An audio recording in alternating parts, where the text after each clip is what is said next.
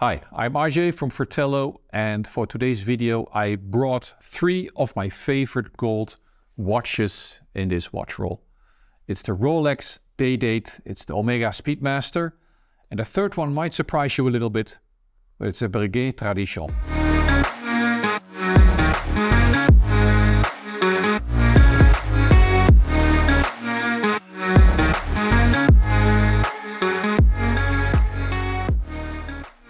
Très bien. To start with the first one, that's the Rolex Day-Date.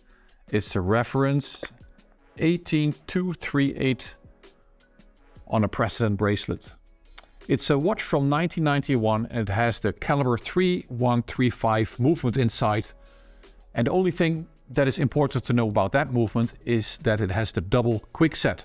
So for the day and the date, you don't have to turn around the hands endlessly, but just with one click, you can change the date and the day. I think it's one of the most recognizable watches there is, together with the Rolex Submariner, for example, or the Daytona, but I think the Day-Date is very much recognized. It's not the reason that I bought it.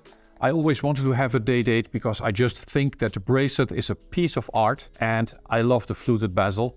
And of course, it was the watch that Tony Soprano wore in The Sopranos. Second, I have the Omega Speedmaster Professional in 18 karat moonshine gold. This watch came out in 2019 and I bought it in 2019, but it's inspired by the gold Speedmaster from 1969 that was presented to the US President, his Vice President, and to the astronauts that were active at the time. They all received a numbered watch and with an inscription stating their mission numbers, like Apollo 10, Apollo 11, Apollo 13, and so on. And the President and the Vice President, they declined the watch because it was too high in value, and those watches can be found inside the Omega Museum in Biel. This new edition from 2019 has the new movement, the 3861M, standing for moonshine gold because it has this gold finish.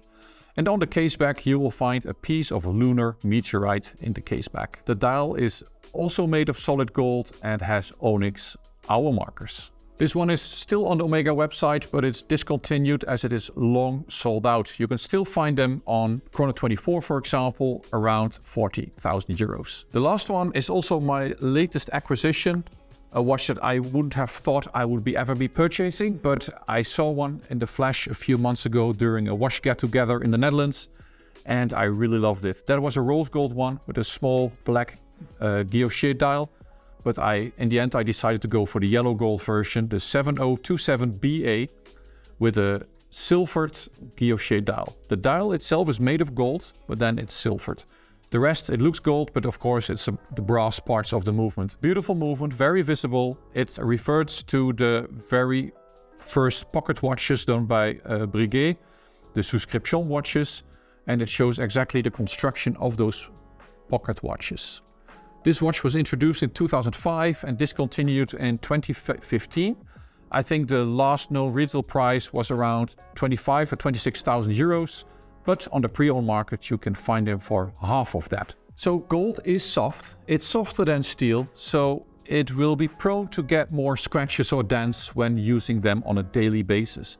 But that said, in the last few years, since I think 2016, when I had another gold Speedmaster, I've been wearing gold watches a lot of times per month and sometimes even like a full week. And in recent times, I'm wearing gold watches even more often.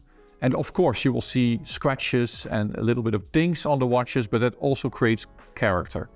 And I like it when a watch is worn because it shows that the watch got some real love from the owner or the wearer. And of course, it's soft.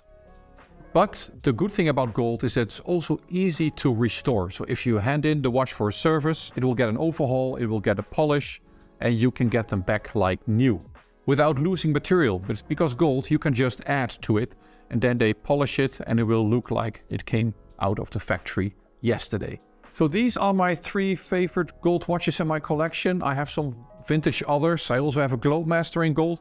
But these 3 I wear a lot. There are still some gold watches missing in my collection. I would love to have a Lange & Söhne Lange 1 in yellow gold or rose gold, or the new Rolex GMT Master 2 on a Jubilee bracelet. I think that's an amazing watch with the black and the gray ceramic bezel. I think it would complement my current collection of gold watches, and I would love to wear either the Lange 1 or the GMT Master as well.